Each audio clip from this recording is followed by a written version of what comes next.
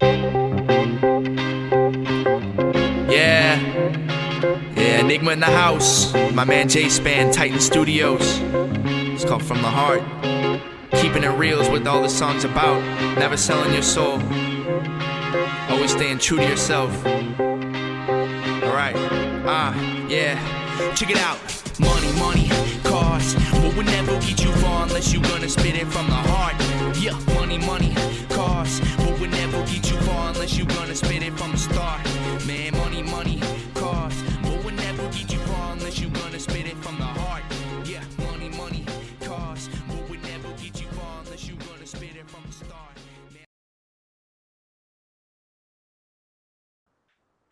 And welcome back to your favorite weekly sports show. That's right, ladies and gentlemen. It is ITC Sportsball, and I am your man, Jerome Span. And of course, we are here with the regular Sportsball crew. We have got that hot take spitter, the man who rips like Dylon spits. When he steps in the building, the ladies be like, oh, baby. He is that man. Same hero, new year. Let's go. You know it's your boy Mace ready to go. Of course. And don't you ever forget, I am the prettiest face on ITC.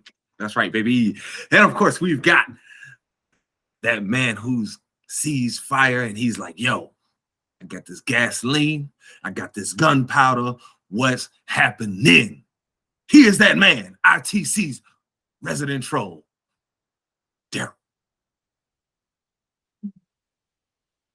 New year, new troll. See, I got you. He act like he had something so profound. I'm telling you, just out there like, oh yeah, I got something great, and he had nothing. He had nothing for us. That's why. Don't worry, I'm gonna start having them the Joey promos back in ECW started coming up every single week with something cheesier than cheese. Stop it. You stop it right now. That will not be allowed. We will put you on a mute in here. We ain't gonna allow that. Okay.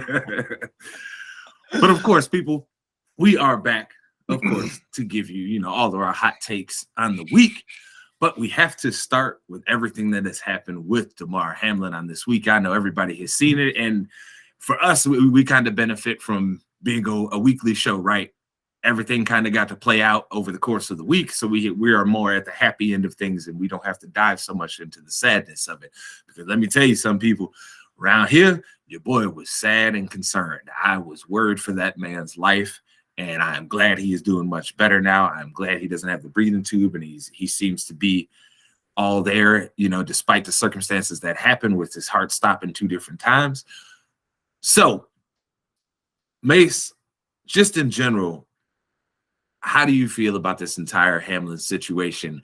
And I guess my greater question overall for both of you is, when you see something like that, does it make you love football less? I don't think it makes me love football any less.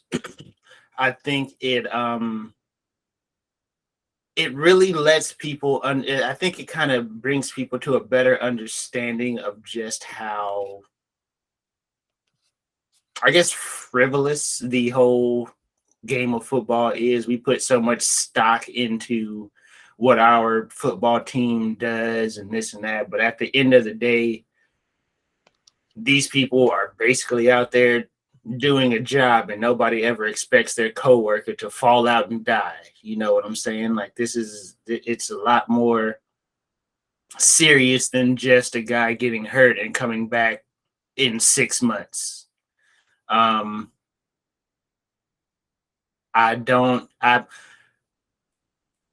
can criticize, we can all sit here and criticize the way the NFL handled it, but it's how they've handled every other injury. They don't know any other way to do it. And that's the sad part. The fact that it even took them this long to consider or to actually announce that they were going to postpone or not even have the game, just cancel the game. And I mean, that should have been an immediate deal. But like I said, the NFL has never had to deal with with an injury of that nature, to just say like, oh, this guy like legit died on the field. Like we always say that NFL players that die for their teammate, blah blah blah. We want a guy that's gonna run through a brick wall, but you had a guy legit die, and and nobody knew how to react to it. So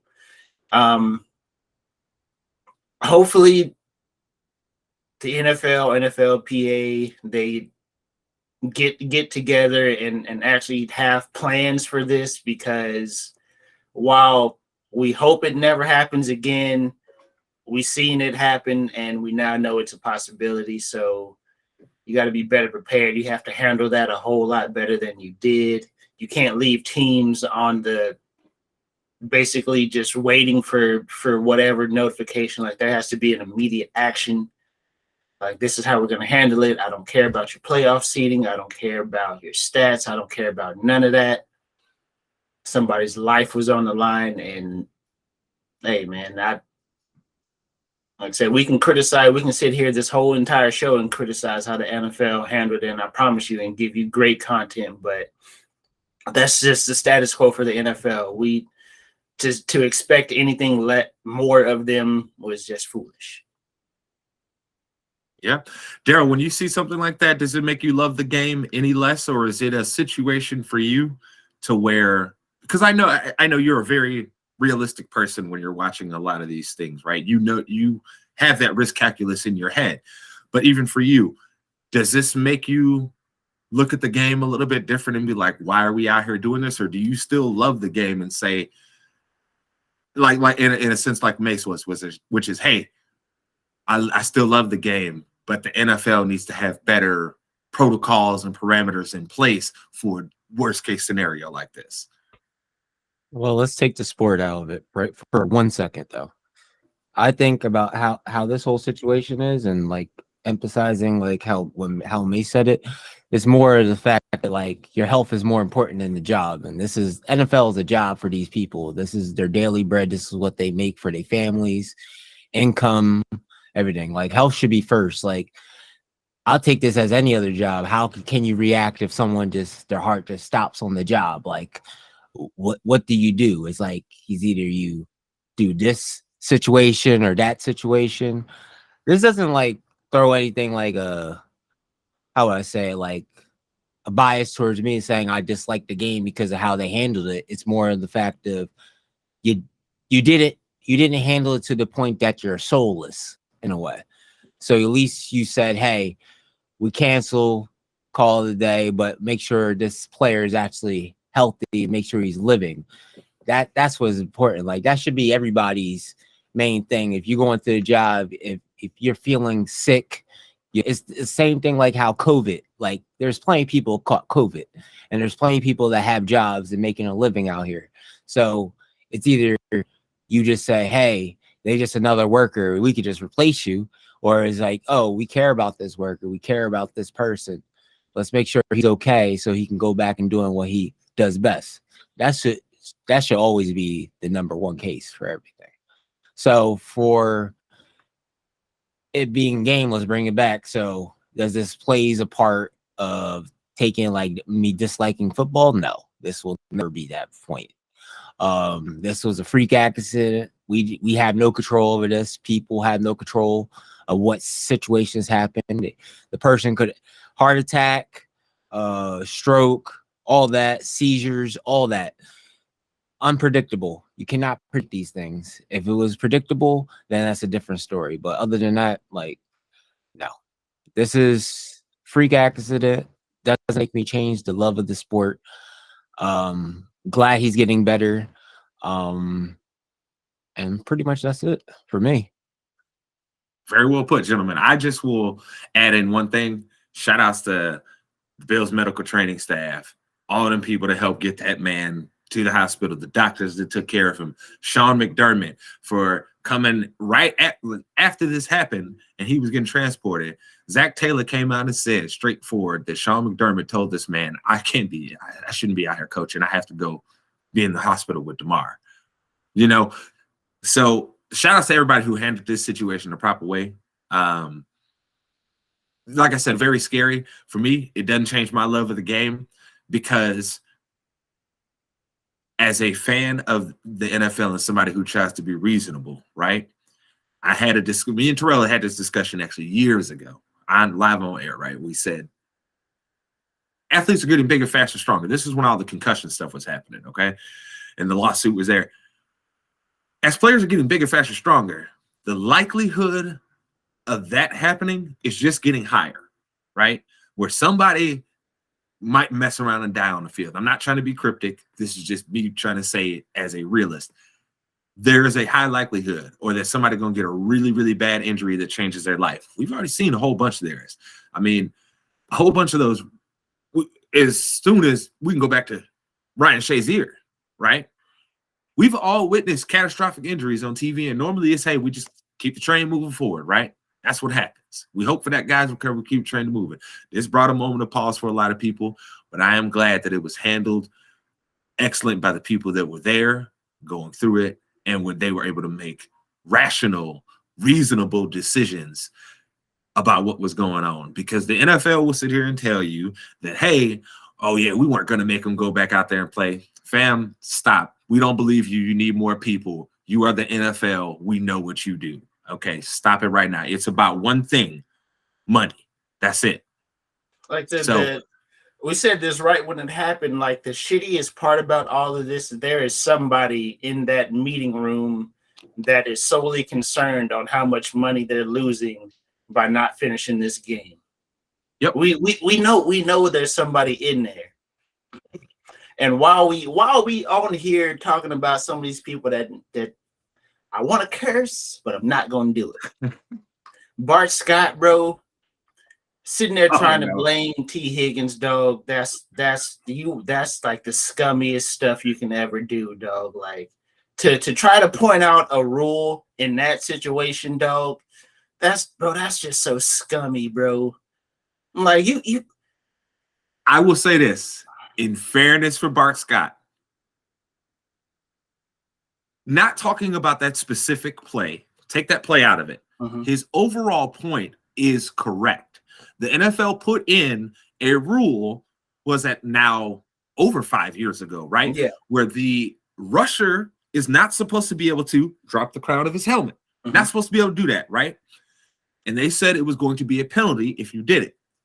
I don't think I've seen that called one time in any game that I have watched since that rule was put into place. And I watch a lot of football people. Yeah. Okay. So I haven't seen it called once. So his overall point about how the NFL is always going against defenses and never actually does anything to discourage the offense is correct.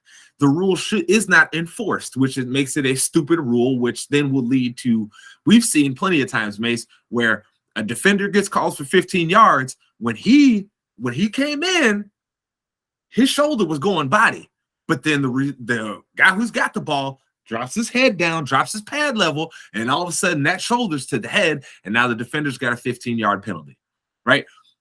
So the rule is not enforced correctly. His point is right, but you are correct. Wrong time to be talking about that. You do not look. If you want to use that play as an example in the future, you wait till the summertime. You wait till there's no football being played. That's your prerogative, you just have to fill time with talking about random stuff. But sitting there saying that, then brother, you need to have some sense and realize that's a bad, like, when you should have, that was one of those takes you should have typed out on paper first and then looked at it and been like, is this really the right time to make this call? Like, at least bring it up in the meeting before the show starts or something. Because you could tell everybody right there was like, nigga, are you saying this right now? You could tell everybody just tightened up a little bit. They're like, not now. What? Like, imagine being the producer in that moment while he talking about this, dog. Like, and while we talk about Bart Scott, all y'all dumbass I'll take my $5, fella. All y'all dummies, you dumb anti-vaxxers. If y'all don't shut up trying to blame the vaccine, y'all better shut up. You heard it, bro. Look, I've seen videos. Here's what I'm gonna tell you. there were some people in our friend group that was in our chat, Mace, in the Need 5 that was like, they were saying something that me and Smoke was both looking at them like, is you dumb? Is you stupid? Making people fall out, Bruh. So all y'all dummies, okay, go. That's crazy. Go look at some doctors that are actually practicing medicine and understand what they're saying and understand how dumb you sound. So now, before we move on from this Demar Hamlin situation, we have to talk about, of course, the dude who decided to put his foot in his mouth even bigger than Bart Scott and refuses to take his foot out of his mouth, Mr. Skip Bayless. So why are we bringing up Skip Bayless? Y'all know we don't really rock with Skip around here, but I'm pretty sure all of y'all saw his tweet and then his follow-up non-apology that he said he not going to take back what he said and not going to take the tweet down. And then I know y'all saw where he decided to disrespect Shay and cut that man off and didn't even let him finish what he was saying because Skip was so defensive. A couple of things I would touch on, and I'm going to pass this to you, Mace, because I know you ready to give Skip that heat because I know you can't stand that man. I can't stand to be that, like, especially at this point. Number one, Skip Bayless. My boy, you need to go get you a better acting coach because that sitting up there with your hands shaking with the paper was BS. We don't believe you. You need more people, okay? Number two, Skip Bayless, I'm glad that everybody has finally realized the scumbag that you are because all you have done for years is sit here and hate on LeBron James and have people pay you for it and say absurd, just disgusting, ridiculous things on air, and you've gotten away with it forever. And I'm glad people coming for your head and ain't nobody stopping. I'm gonna tell you this, Skip.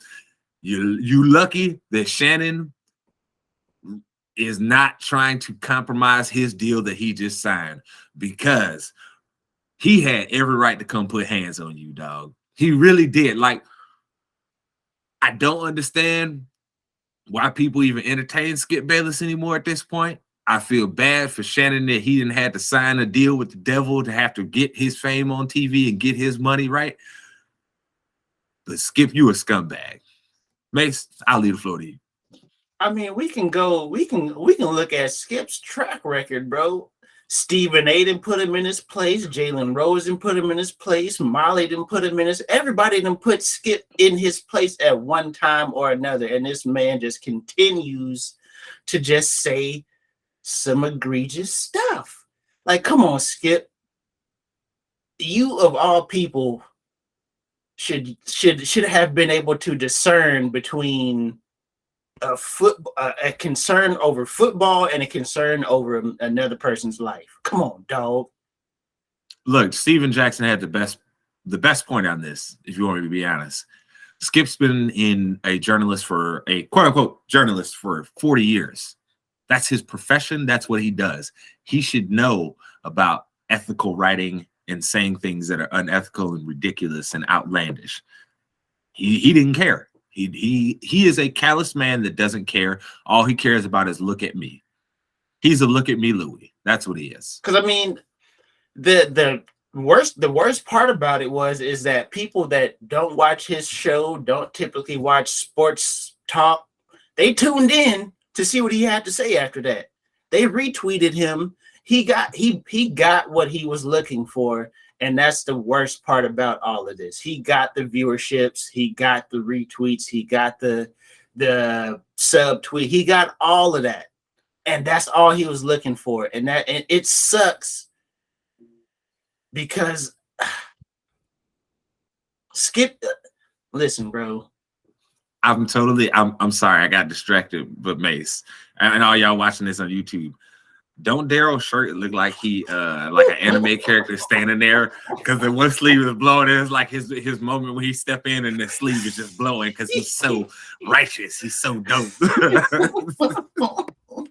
I can't believe you really took a second out of that. I had to. Hey, bro, your shirt was just over there flopping in the wind, bro. I had to, bro. But in all seriousness, though, you got to give kudos to Shannon for even being on the show with him after all that went down, because like I said, Skip was so defensive over what he said, like nobody can question what he says at this point. So that's the feeling I got from Skip whenever he decided to, well, hold on a minute. It's like, bro, let the man talk, dog. Like, I just don't get it, bro. Like, you don't have to, like, and we all know people like this who always have to defend their point. Like, they can't let you get a word off if you say something that is contrary to what they said or what they believe. Like, we all know people like that, and it's terrible to sit here and say that Skip gets to do that on national TV, because, like I said, if you've watched sports talk shows or radio, you know everybody that has been on on a show with Skip has had to put him in his place at one time or another, or multiple times. Like Skip is he's just that volatile of a person, and the fact that he's still on TV with no real good sports takes. Like, I mean, when was the last time Skip made a take about a sport that was solely based on the sport? Probably back in the 90s when he was writing for the Cowboys, but it had to be like early 90s, because he got in his feels real early because everybody was loving what he was doing. Now there's a select group of people who is loving what he was doing. So it is what it is. I ain't even trying to get caught on Skip. Skip, suck it, dog. That's how we're gonna finish this segment. Skip, you can suck it. That's it. All right. But speaking of people that do things that are outrageous and outlandish, let's talk about Vince McMahon, fellas. So Vince is, for y'all that haven't seen, over this last week, it has been announced that Vince McMahon will be coming back to, quote unquote, try and get a sale done of WWE. But I don't believe it. I'm just telling y'all now. Just let me say it right now. I don't believe it. I believe this is just his way to get back into power and be able to try and do whatever he wants. I don't believe it till I see it with Vince McMahon, because there was rumors of him trying to sell it before, and then they signed a new deal with NBC Universal. But Daryl, I got to ask you, how do you feel about Vince McMahon coming back into the doors now after everything that's happened, after thinking, trying to give some hope that we finally got rid of this man and he gonna sit back and just chill? How do you feel about this? What is it? Good old Vinnie Mac has his shares in the company, trying to use his power outside the WWE, because this was an outside message. It wasn't an internal message, so WWE don't have to do a good old statement. But he's trying to do something just to get himself back in, so he can either sell it, well, quote unquote, sell it, / there's a lot of people that don't want him back, and he's bad for business at this point. He thinks he's good for business, while everybody sees that he's bad for business. Like, WWE been doing a lot. How I say it, it's not more better. It's absolutely great without him at this point. The business is going smooth. The product is going up. It's actually interesting to watch again. It's out of the old mindset, and wrestlers are more happier. It's making people come back. It's giving AEW a lot of problems, like it should have been the first time, not actually going towards it and like saying, hey, let's go watch the alternative brand. Like, WWE is like the major thing. Like, you got something good going, and then Vince always like, oh, it's doing good. Let me bring myself and put my touch on it. No. So get out here. Vince McMahon reminds me a lot of old Uncle Jerry. He'll do whatever it is to make the WWE work, as long as he comes up with the idea. He don't want them to do good if he's not the one pulling the strings. He gives off that I'm gonna die owning this company vibe, much like Jerry. They both give me the I'm gonna die as the owner and let y'all figure it out after that. He doesn't seem like a hands off, like I've done all I can do. Let me retire into the sunset. Nah, he's dying in charge, or he's going to die trying to stay in charge. Probably right. That's the crazy part. That's why I don't believe that he's actually going to sell the company at this point. Like, I just don't believe it. No, I don't. Because I think he's one of those guys too, like we talk about with a lot of sports team owners, right? Where it's like the amount of money they have, they don't care about that. What they care about is they had enough money to get into this exclusive club. And right now, Vince is basically in a club of one. Because, I mean, yeah, AEW is up there, but the WWE has a international presence, right? They're watched around the world. AEW is like more so an North America thing, right? So I think it's just value for him is like, hey, I am the rich guy who owns all of this, right? I am the man. Like, then nobody else can say this. I am the wrestling guy, you know? And I think that he just puts a lot of value on that. And if you've ever listened to him speak too, he tells you he don't know how to do nothing but work. This is a guy who reportedly sleeps. He said, I don't know if it's still true at this point, but he said he sleeps like 4 hours, maybe a night, dude. He's crazy, bro. So I think there's just more value for him to say, I'm going to stay as an owner, right? But to Daryl's point, the very salient point that he made, which is that WWE is doing better without you, Vince. If you're going to come back to do the business side of things, right? Because you've always been good, clearly been good at business. You've made a wrestling empire, right? You got it to a point at one point where you was like a billionaire just off of wrestling value, right? So you're clearly good at that. So get the heck out of the way and let them run stuff on TV. Stay out of the way. Just be the guy who's making deals, trying to get the TV deal where you need it and all that stuff, right? Because you know all these people. You've got long relationships with all these people. But just get the heck out the way, Vince, please, dog. Because look, we are building up to what I think is going to be an awesome WrestleMania where we're going to get the match that they've been trying to build to for like 2-3 years, okay? Let's not mess this up. And while we're there, I got to ask you, Daryl, with all the rumors that have been going on lately, do you still feel like we are going to get the match of the Roman Reigns, the Tribal Chief, and The Rock at WrestleMania? Or are you one that is going to believe some of the reports that are coming out that are saying that it may end up being Cody Rhodes or Kevin Owens that faces him at WrestleMania? You know the thing about like, you know how like UFC, you know when a fight's coming, when people are just quiet? I haven't heard nothing about The Rock in the last 4 weeks now. Been quiet ever since that thing. So something must be brewing up. Like something has to be brewing up because the best news you getting on anything out of Royal Rumble is Kairi's what was it? Kairi from New Japan coming back because she has the title. Either like her coming to the Royal Rumble as like a Forbidden Door type stuff. Like that's the only thing I've been hearing. Like there's nothing about Rock. Nothing. I'm telling you, it's The Rock, bro, and I'll tell you why. Because they just kicked him out of DC, so he need a little cash. They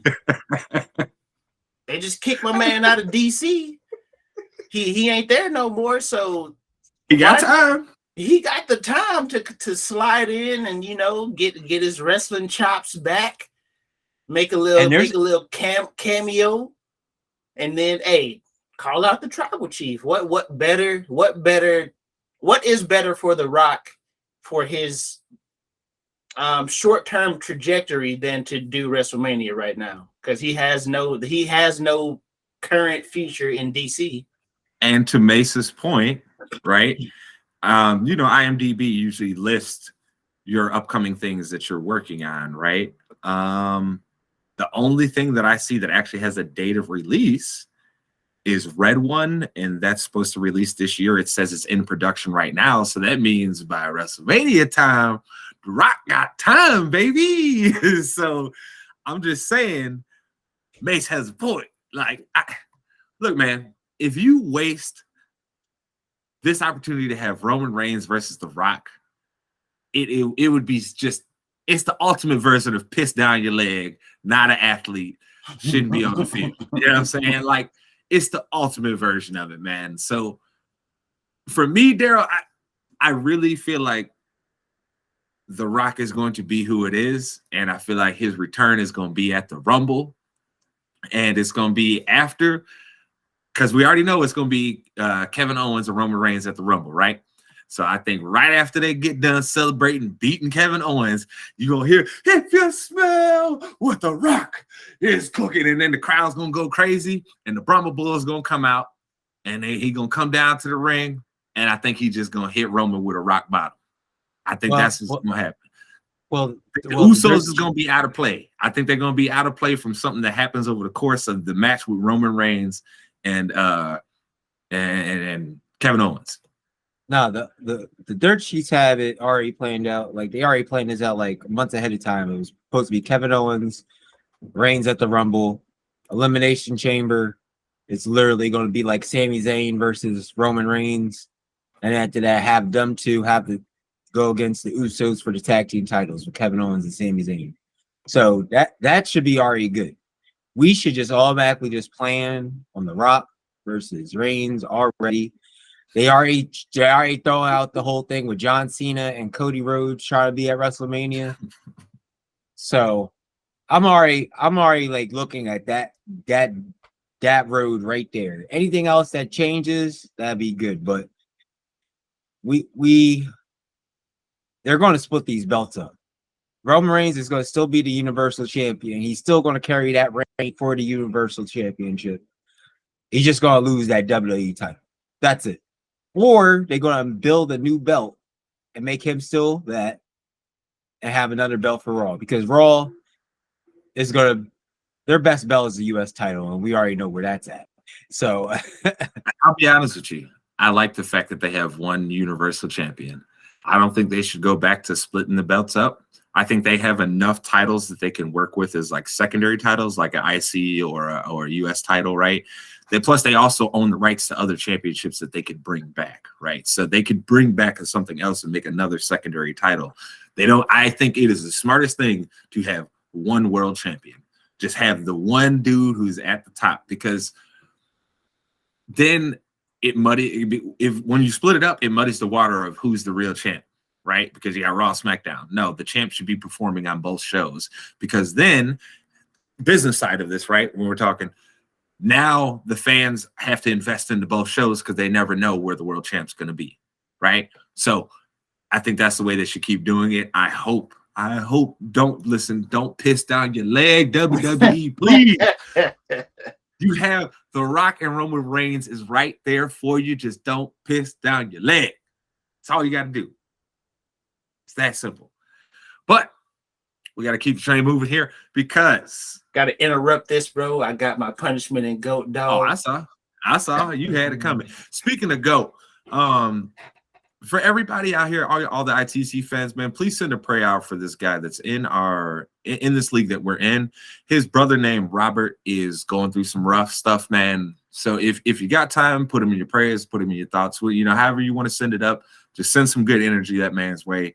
Him and his family need it. So ITC, we know y'all, we try and be empathetic around here, right? So make sure you send that man and his family some love. You know what I mean? Like, I know a lot of you that support us, like one of our main fans, K Bell, right? We know you're a religious person. Please, man, send some prayers up for this man and his family, okay? But I will say here, Mace, it's always quite funny to me when someone who stands on a pedestal screaming all loud and being virtue signal man himself all the time has his moment of truth. And that happened over the holiday break, ladies and gentlemen. I know you guys saw our last two episodes. You saw the ITC awards. You saw the previous episode of Sportsball there. But we recorded those on the same day, in case you didn't know, in case you couldn't tell we was wearing the same outfits. Okay, I'm telling you the truth, letting you in on the secret. But we didn't get to talk about Dana White slapping his wife.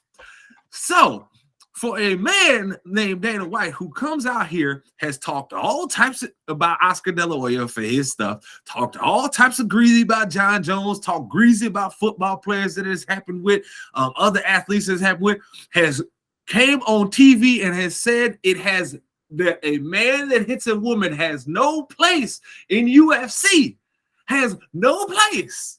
So if one of his fighters did this, they would be fired. But Dana White, the leader, the president, the face of the UFC, he just gets to skate away with, oh, it was just a moment of passion. We had both been drinking. How about this, Dana White? You suck a big fat one, because I'm going to tell you this much, man.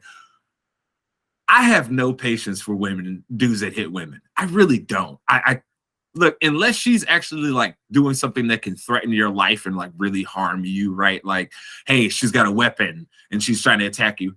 That's about the only circumstance that I feel that is cool. Or like, hey, a group of chicks is jumping your wife and you got to Sparta kick a couple of them off of your wife so your wife don't get beat up. Cool. There's select few circumstances in this world where it's like, okay, I can't fault you. You had to do what you had to do, right? But that was not one of those. His wife slapped him, and he didn't react like a man that ain't slapped up his wife before, man. That was a reaction of a man like, hey, haven't you learned yet? You know what I mean? And I'm not trying to laugh at domestic violence, but I just think it's pretty hilarious how a dude who was out here standing on his soapbox talking greasy about any fighter that it happened with, including John Jones, this man is on tape slapping his wife. But got the gall to talk about anybody else. Dana White, they ought to fire your ass right now. That's $10 for me on this show. I know. Listen, before I get in on Dana White, I'm just put this out in the universe right now. Some of y'all women come for mines. I'm Suplex City. We going. Just let you know right now. I just put that out in the universe. Mines ain't getting touched by nobody. You jumped my wife. All of a sudden, me and her became the Usos. Okay, yeah, I was gonna say we going to Suplex City. I'm gonna let you know right now. You got front row seats to Suplex City. Mines ain't getting touched for nothing. But to the point, Mace, though, Dana White, how do you feel about this whole Dana White situation? Like you said, bro, you don't slap your wife in public without this being a private occurrence. Like I said, I don't care. You wasn't drinking that much. You weren't in your wrong state of mind to just shut up. I don't care what you said. Do what I said. No, bro, that's ridiculous, man. And the thing that just really set it off for me was yesterday, whenever he has like the I guess I didn't even know he has like some sort of cooking show. Like little cooking. Yeah. He had the audacity to go on there like ain't nothing happened. Bro, we saw you slap your wife. Sit down somewhere for a couple weeks. Get out of the spotlight. But he just, I'm gonna make an apology and go back to business as usual. No, that's not what you do, bro. You can't be Dana White. You can't say the things you have said about other domestic abusers. Then get caught doing this. Then act like nothing happened and go and make a bologna pie. Like that is the level of I don't care that this man had. He had the audacity to not even make something that sounds like it tastes good. This man was on the internet making a bologna pie. Bro, he had a pie tray, slapped some bologna in there and start cooking. Ain't no way this was a one-off occurrence for him to just go back to business as usual that quick. Like it's kind of hard to talk about a man's family you don't know nothing about, but that just don't seem like that's a one-off occurrence. He got back to business as usual too quick. I'm sorry, bro. You can't be, like I said, you can't have your stance on domestic abuse, publicly have a stance on domestic abuse, and then do this and go back to business as usual without this being a regular occurrence. I'm sorry, I just don't believe it. Like in the words of Jerome, you need more people. Facts, bro. Like, I'm sorry, I'm with you, Mace. Like, I don't believe in what Dana White is saying at all, or what his wife is saying. This makes me question anytime he goes out and has something negative to say about somebody, like he's the scourge of the earth because he did so. This makes me question all of that now. What truth do your words have when you can just slap up your partner and act like nothing happened 3 days later? Hey, and shout outs to Robert Little for putting that old interview with Dana White's mom out there, where she talking about, I don't like what my son has become. That's why I'm saying all this. That's why I wrote this book. And I watched that interview. Ooh, woof, Dana White. Oh man, that sounds like the exact guy that you are. Like, she was on the nose. Like, it's crazy how this interview from, I think it was like 2012 or something like that, Mace. It's like, oh, that is who he is. That's exactly who he is. Got it. Like one thing to say, money doesn't change you. Money makes you the person you've always wanted to be. Yep. So I just gotta say, look, I think it's pretty hilarious that you've caught yourself up in this trick box, Dana White. You're in a trick box now, because by your standards, you should be fired. Mm-hmm. That's the standard that you set for the company that you are not the owner, but you're the president of. So sounds to me like your bosses might want to be reviewing your job, because by the standard you set, you ain't supposed to have a job. Or does that not apply to you, Dana White? Like, we need to know. That's what he gonna say. Oh, no, I was only talking about the fighters. I was only talking about them, bro. It's only the fighters, not me. No, I don't want to do that. Daryl, how you feel about Dana White sitting there trying to act like this ain't a big incident when he was the same man that said any fighter of his that did this would be fired? Who listens to Dana White anyway? Obviously, his wife don't, because he papped her. You know, I'm not gonna make that joke. Stop! You stop it! You stop it! You stop it right now! I'm not gonna make that joke. You stop it! Yo, you stop! You stop! Look! I understand, but we can't be making light of domestic violence. We gotta chill. We gotta chill. New year, bro. I'm not that guy. Trying to be a better man this year, huh? Yeah. But Daryl, how you feel about all this? Man got caught in 4K and TMZ got it. He should have knew better. That's all I gotta say. 4K, TMZ got it. What do you expect is going to happen? ESPN was pressed enough to even came talk about it. Stephen A said, oh, he was my friend. I talked to him, all this other stuff. Everybody was pressed. Speaking of which, Stephen A, my boy, Stephen A, I heard what you said about Ray Rice, dog. I heard what you said. I've heard how you've talked about John Jones when he had his incident. It's kind of funny that just because Dana White's your man's, you ain't say nothing. Now, I did hear through podcasts that I listened to, I heard that ESPN put a gag order on everybody and said, hey, we ain't gonna be out here talking about Dana. That's not what we do. Came straight from the top. So if you was gonna say anything, Stephen A, you can't be coming out there talking about, oh, that's my friend. That's my friend. He might as well put on the shades and did that's my quarterback. He might as well. Listen, the best thing that they can do at ESPN right now is like, we can't make comments and leave it at that. You can't defend that. I'm sorry, you can't. It's on TV. Let the person who put the directive out there to not say anything about it, let them go explain. Mm-hmm. That's what I want to know. Hey, why you put that directive out there. It's above my head. I can't say nothing. End of the topic. Force the person who made the call to get up in front of a camera or sit down with somebody and explain why they say we can't talk about Dana White. Don't be out there twiddling your thumbs. Don't be out there doing flips for people like that, Stephen A. Come on, man. It's a bad look, bro. It's a really bad look. But I don't want to get caught too much because we do have to talk about all of the wild stuff that's happened in the NFL and the situation that some teams are finding themselves in.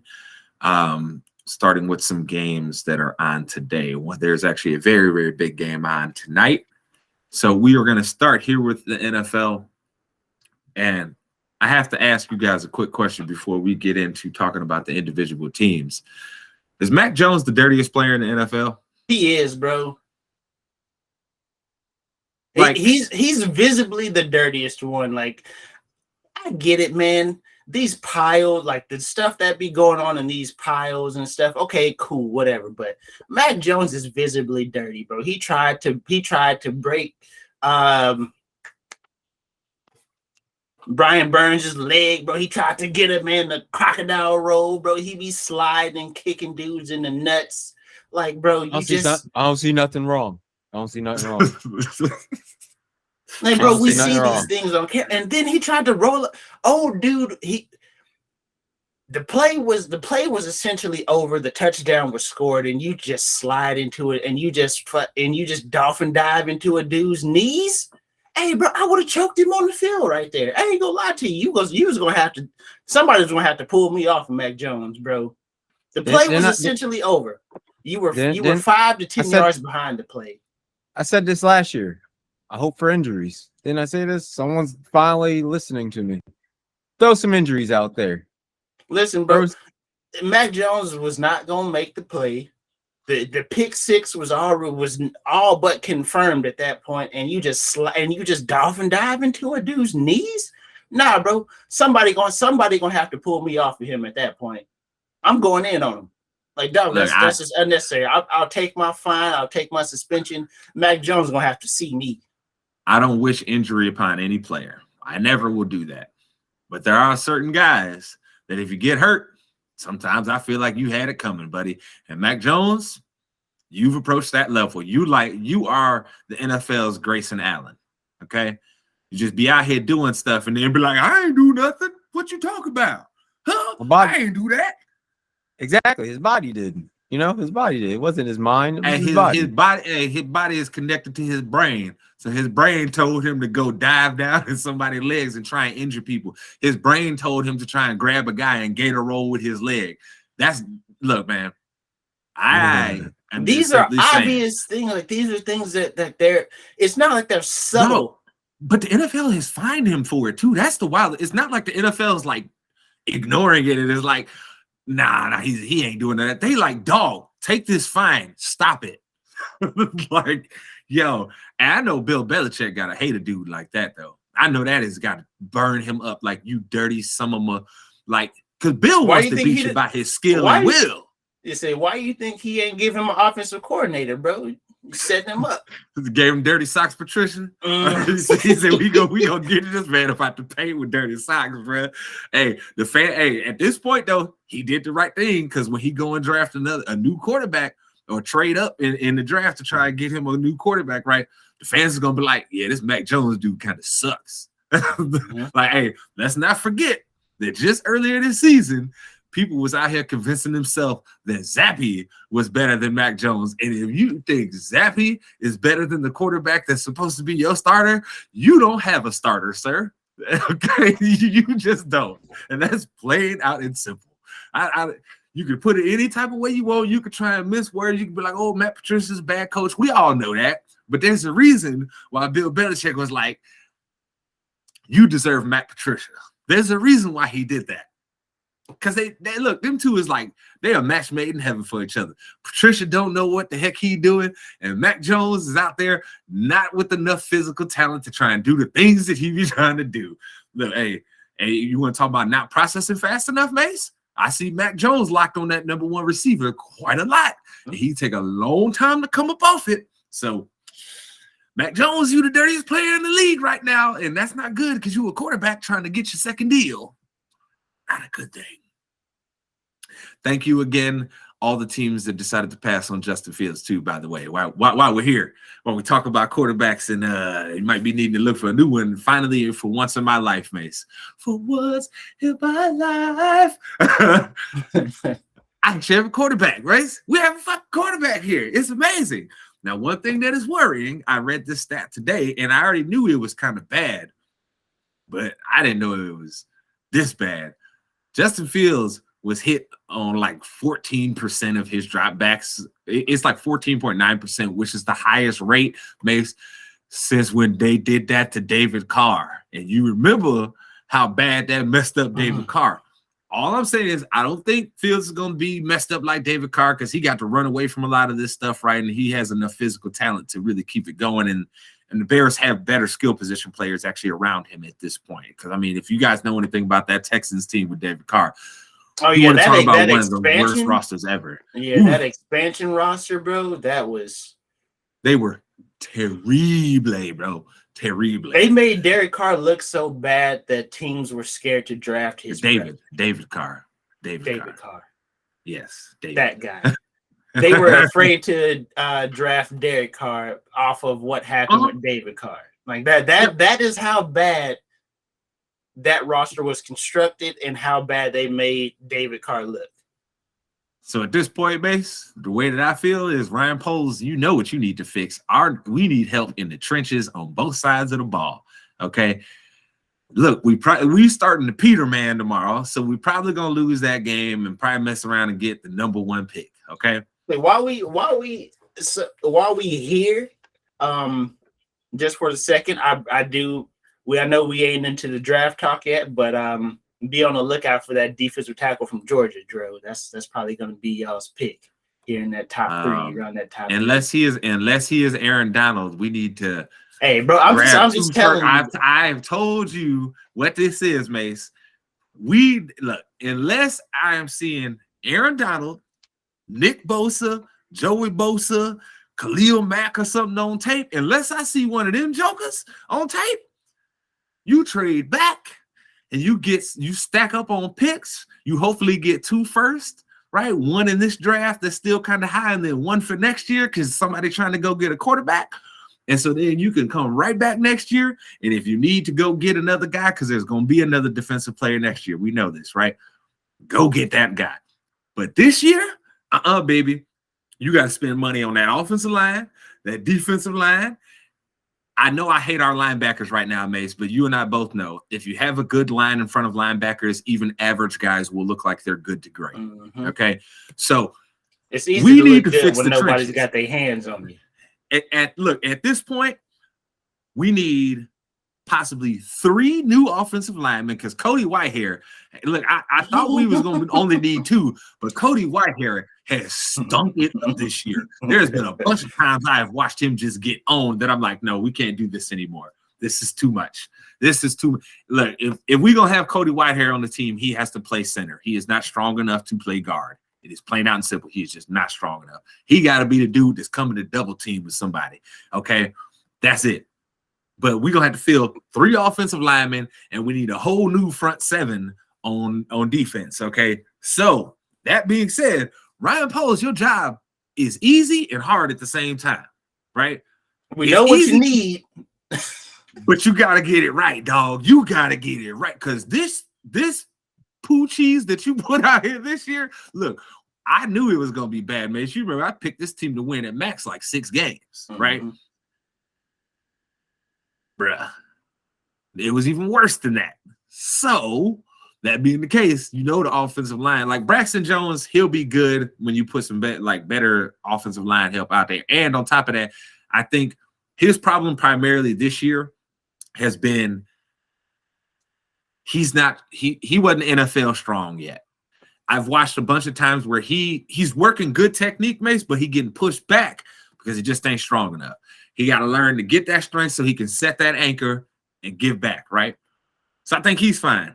Jenkins, he's going to be a stud for us.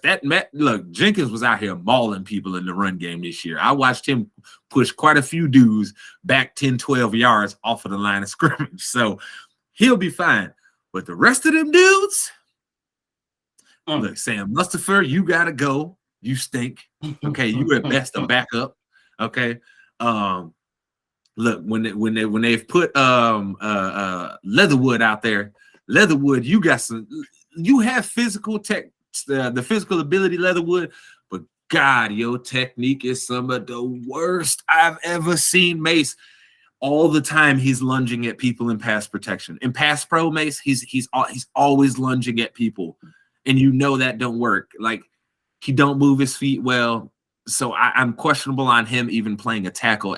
I think he is an NFL guard. I think he would probably excel at guard, because now, instead of him having to be worried about getting that kick step right, being able to set anchor and stop these fast guys off the edge, now it's like, okay, I can have help, or I'm the help guy. You know, I think that's a better situation for him. So you got to replace probably 3 linemen, like I said, on defense. Front 7 is just not a starter among them. Okay, not one. So you got to replace that. So Ryan Poles, your job is easy and hard at the same time. You better get it right, because going into the offseason, you're gonna have over $100-something million in cap room, like over 120. You better get it right, my boy. Get it right. There is no excuses, Ryan Poles. So we'll see how that ends up shaking out. But we have 2 games today. We've got the Chiefs and the Raiders. That game doesn't matter necessarily so much, right?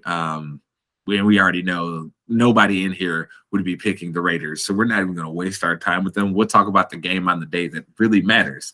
This game is for the AFC South, Titans and Jaguars.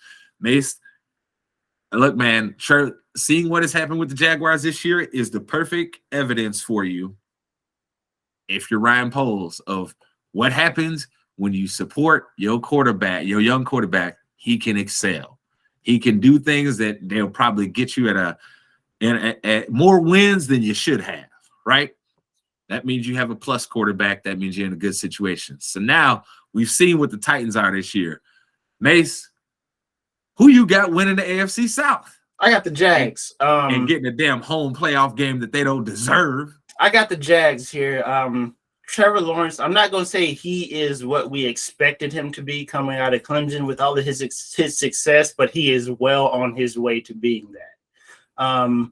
Like I said, they spent a lot of money on offensive skill positions to help him thrive, and it's starting to come to fruition. Like you said, he's plus, because I still don't think that defense is very good. So, I mean, he's definitely winning games for them. His play is winning games for them. And Tennessee has just they got a lot of things to figure out at the offensive skill position and quarterback wise, because we all knew this was going to eventually happen, man. Derrick Henry just could not continuously put that team on his back, bro. We knew at one point it was going to come down to somebody to the quarterback play and the offensive skill positions outside of him. So I mean, this looks like Tennessee is going to have to make some wholesale changes in the offseason to that offensive roster and figure it out. But I got the Jags here. I feel like they're poised to have a playoff home game that they probably shouldn't have. But hey, Daryl, who you got? Jags. He didn't even hesitate. He don't believe in the Titans at all. You can just see it in his face, like, yeah, did I have to think about this? No. But Jags. For me, for me, this is easy. This is Jags. The Titans are boo-boo besides Derrick Henry, who, by the way, people, crazy enough that this dude came back this year, had another 319 carries and another 1,400 yards. Like, it's insane how productive he is. Insane. So that's all good and well, but the rest of that team, Tannehill stinks. They're starting Joshua Dobbs. The way Malik Willis looked when they put him in this year got me asking questions about him. Maybe there's a reason why he was chosen in the 4th round and that we just don't know about, you know. We haven't seen enough to actually know. Joshua Dobbs is, oh my God, no. Dear Lord, no. Good story, but good God, no. You don't want him out there starting for you. So Yeah, this is easy for me. It's the Jags all day. So that is the one game of consequence today, but tomorrow there are several games of consequence. And I think we should start with what I would deem is the biggest game of tomorrow and the game that got flexed to Sunday Night Football, and that is Packers and Lions. And the reason I say this is I know by the time that they go and play, the Lions could be eliminated from the playoffs. But it also allows Detroit to do something that they have never, I don't think they've ever done in their history, which is be in a position to send the Packers home for the season too. That's a huge game. That's a playoff game. Like, because like when you're building a program like the Lions are, that's a message game. That's a we the champs now. We the kings of the north now. Because don't nobody believe in Minnesota. We all know this is a fluke year. JJ been going crazy. They done won all these fluky close games. Yeah, JJ's about to break the receiving yards record, and it doesn't even seem like he's doing that because he's on Minnesota. Like nobody's kind of. Well, let's be honest. It doesn't feel like he's doing that because his quarterback is Kirk Cousins.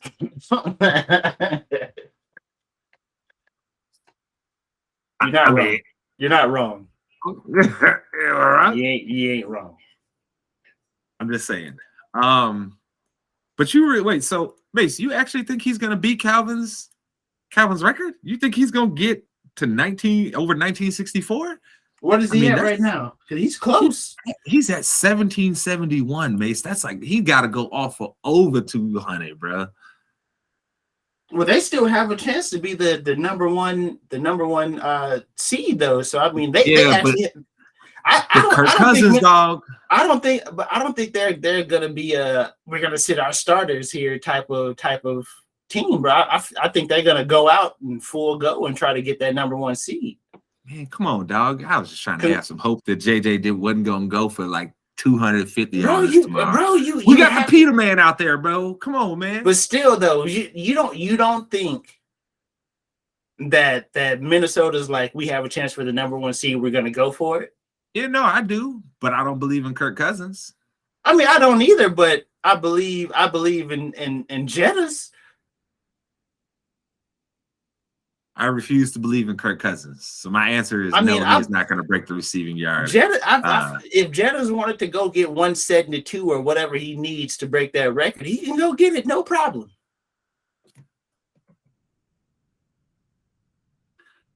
Kirk Cousins, though. I'm just telling you, bro. Jettas has proven this year that Kurt is not going to hold him back. He's going to be great regardless. Jetta needs 193 to match it. Okay. So 194, I'm not going to say it's impossible to get. I'm not going to say it's out of the realm to him to go for 200 and get it. Just imagine if he had a real quarterback.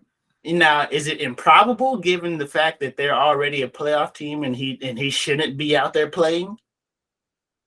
Yeah, but as far as we know, Minnesota hasn't said anything about sitting starters. Yeah, so, whatever. Yeah, whatever. So I think they're gonna roll out and go full and all gas until they kind of get an idea of what their playoff seeding is actually gonna be. The shooting got a sidetrack. Let's talk about the damn Lions and the Packers. I did. So Mace, who you got, man? For everything I love, I need the Lions to go in there and ransack them boys. I need Detroit to go in there and lay down the law. Like, listen, bro, y'all are not the kings here no more. We don't respect y'all. This us. I need this. I need this. The devil is not going to have his shackles around me no more. I need this. I need Detroit to get this dub. Daryl, who you got? Yeah, I guess I get the Lions. I'm not going for the Packers. You know damn well I ain't picking the Packers. Lions all day. Detroit, man, Campbell's all day. All day. They got the blackest coaching staff in the league.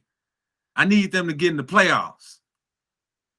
I need this. I'm not even a Lions fan, and I need this. Plus, I also need to see Aaron Rodgers not in the playoffs again. I need it. I need it in my veins. That's right the one. there. That is the one football take me and Jerome can agree on. Aaron Rodgers is the devil. Yep. I hate his guts. I hate it. Hate his guts wholeheartedly. Now I gotta ask here, Mace. There's been a lot of noise coming out of Baltimore with what's going on with Lamar. Their game, it means more to them than the Bengals at this point for the most part, right?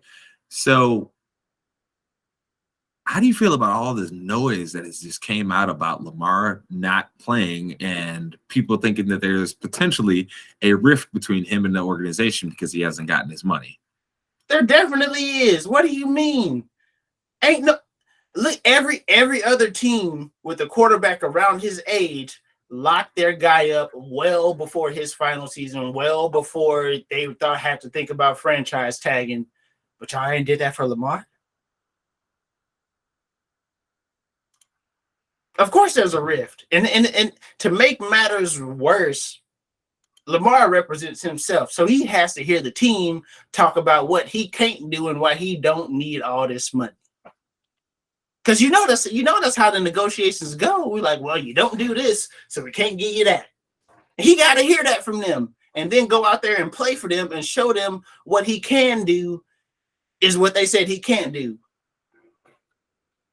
Of course there's a rift. If you didn't think there was a rift, then you don't understand how these negotiations work. Of course, Baltimore got to, they just, if Baltimore could, they'd wipe Cleveland off the face of the earth for giving Creepy that contract. Because now Lamar is like, I'm not taking a penny less, and he should not. Yeah, and just looking, they can try and present all those arguments all that they want, but when you start looking at like who are the top leaders in like just based off of yards, right? Every one of these guys that's like top on the list has like a certified dog at wide receiver, right? Hurts has got one. Aaron Rodgers has got. We see Christian Watson has proven he's a certified dog at this point, right? Derek Carr, he's got Devontae. Tua's got two of them. Trevor Lawrence, Trevor Lawrence is maybe one that you could say he ain't got a certified dog out there. Yeah. He's probably like the only one. Then you got Josh Allen. We know about Diggs. Gino's got Lockett and DK. Joe Burrow. We know what it is, right? Kirk Cousins. We know what it is. Justin Herbert. Tom Brady. Mahomes has Kelsey. So every one of these guys that succeeds with throwing the ball a lot, they've all got at least one guy that is just a dude that is like, look, it's 3rd down and 7. We in the red zone. We need to convert this first down. Look, dog, just go get your ass open. That's 15 for me. On this play, just go get open. Like when we saw in the playoffs. All right, Kels, run it, Kels, run it. Yeah, you need something like that. But if you don't give that guy that, how he's supposed to ball out? But look, for as good as Mark Andrews is, he's not that. Mark Andrews is like the half step right below that because he really doesn't have the physical ability like that. He's not super big. He's not super fast. You know what I mean? He's more in the Jason Witten vein of, I'm just really, really, really good at what I do, and I can run you on. I'm really good at getting open. That's it. I ain't got the physical ability at that, but these routes, I'm gonna route you up real quick. But that being said, I think it's a problem, and this is exactly what we were talking about, Mace, of why they should have just gave this man his money, because he is your whole team. Yeah, and look. if the GM was fooling himself into being like, well, we looked all right with Tyler Huntley without Lamar last year. You seen how you look this year when teams got, and look, I'm going to teach every one of our ITC fans a trick. A quarterback, any quarterback can come out and have 4 good games. But once teams get 4 games worth of film on you, they know what you do good and they take it away. After that, then we see if you're actually a good quarterback. Don't ever forget, there was a 4-game span where some of y'all was fooling y'allself into thinking Baker Mayfield was an MVP candidate at one point. So just remember that. Just remember that. But the Ravens, I think they really, really screwed themselves with this one, Mace. This was poorly handled from the very beginning. It makes no sense. So y'all better pay that man or you're going to end up picking in the top 10 next year. I promise you that. Lamar comes up a lot. I get the feeling that Lamar is not going to play for a franchise, play on the franchise tag. Like I honestly, in my heart of hearts, feel like he will not play on a franchise tag.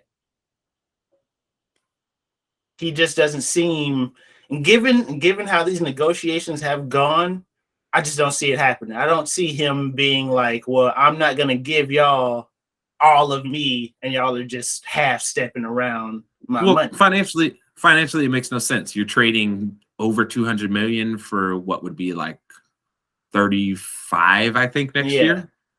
So somewhere between like trade. 35 and 38. I think that's what the. So like what? No. What are we talking about? Get out of my face. No. It's a joke.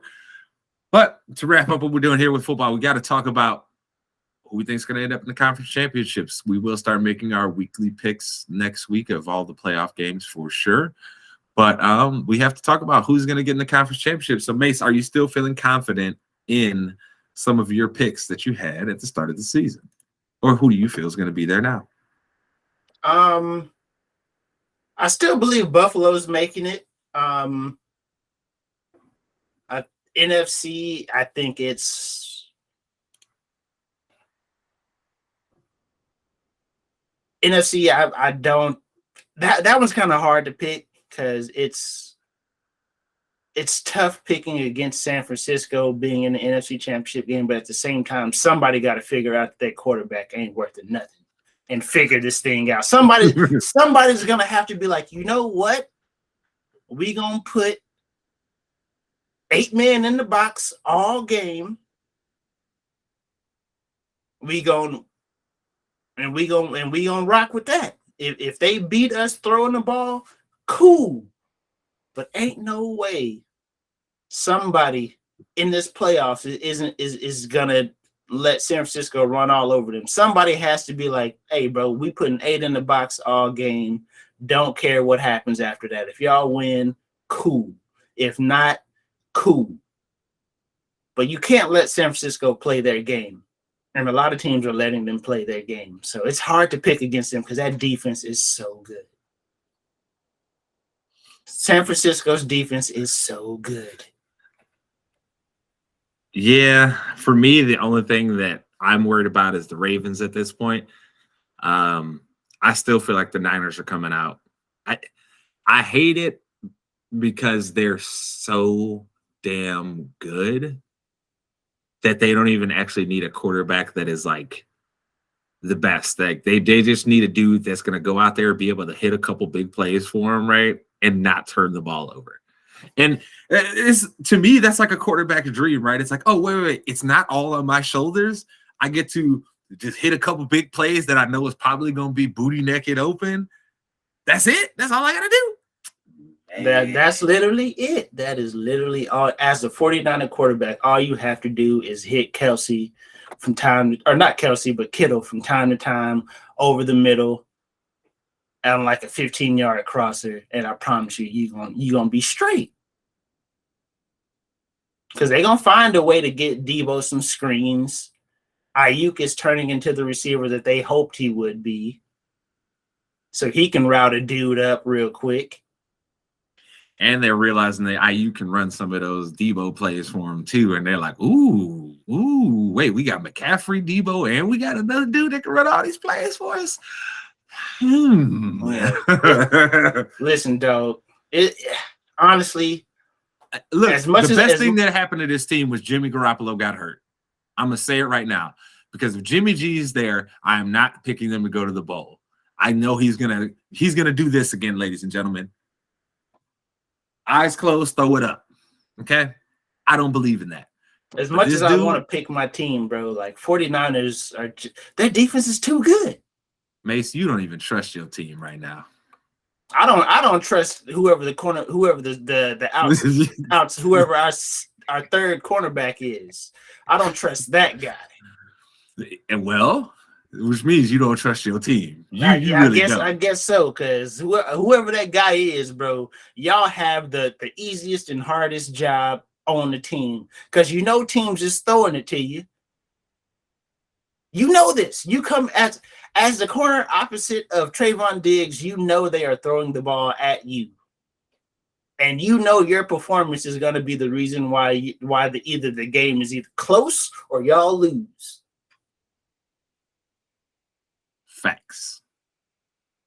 And but yeah, so who you got? Like who you got in the conference championship games? Who are we going to see, Mace? Some combination of 49ers and Eagles or Cowboys in the NFC, depending on Hurts' injury. I don't if it's is it serious or is it not? Like I don't know. If you don't make a pick, trying to head I'm okay. If I have to pick, I'm going 49ers and Cowboys in the NFC Championship. Oh, geez. And the AFC. You know what?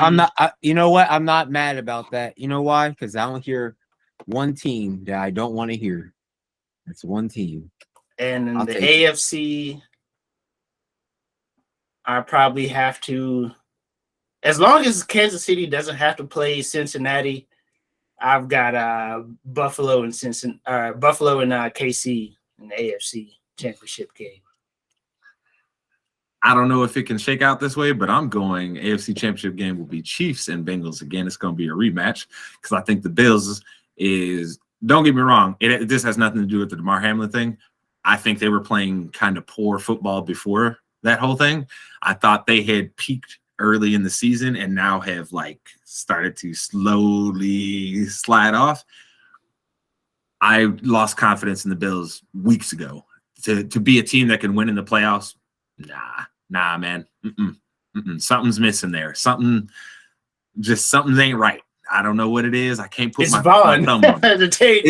That might be it because Vaughn was a very big part of how good they were playing early in the season because he was out there destroying guys. I mean, with the secondary depleted of their top two cornerbacks, it didn't really matter because the pass rush was actually a top defense caliber pass rush. Like they were, Vaughn was the catalyst to have them boys on a roll. And I mean, we gonna see. I still think that the team as a whole now their secondary is healthy again, and that has always been the strength of that defense. I still that it can get them to the championship game. Now getting past that, yeah, for me in the NFC, I'm gonna have to go 49ers Eagles. I feel like the Lane Johnson injury is finally gonna get them when they play the 49ers. It's weird because he's supposed to be playing though. He cannot be that healthy. There's with just the ab tear, bro, no way, man. Because look, if they get to the conference championship, that means they've probably had to play you guys too. So wait, now you're telling me in back-to-back weeks this guy has managed to fend off Micah Parsons and Bosa? Lawrence and Parsons in one game and Bosa and Armstead in the other. You're asking way too much. And so I just don't think they're going to get there. So that's who I think is going to be in the conference championships. But I guess we'll see how everything shakes because, hey, there could be some injuries that happen this week that change our minds entirely. But Mace, tell the people where to find you. By the way, people tell Mace he He gonna be over there on the slopes like next week. Hey man, I'm about to double the black population in Idaho. Wish me luck. But you know, man, catch me at Twitter, funky_stuff09, twitch.tv/swaggy mace. Hit me up. I'm hilarious.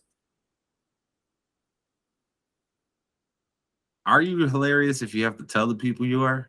Yes, bro. Nah, that means I'm confident in my comedy. We're going to have to put that on the poll for this week's show. Are you hilarious if you think that you are hilarious? Interesting. You already know where to find me, people. At JSpan the Man everywhere. You see my pretty face with the ITC logo. Daryl had to step away here. So Daryl is at Low Elo Janitor basically everywhere.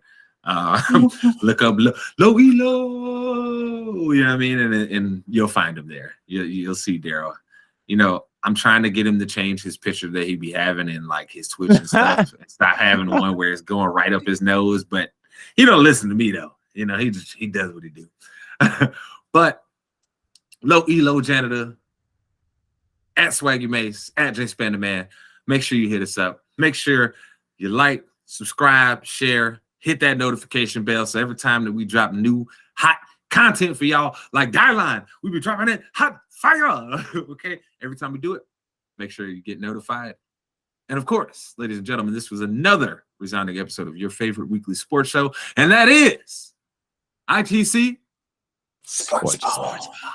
Sportsball.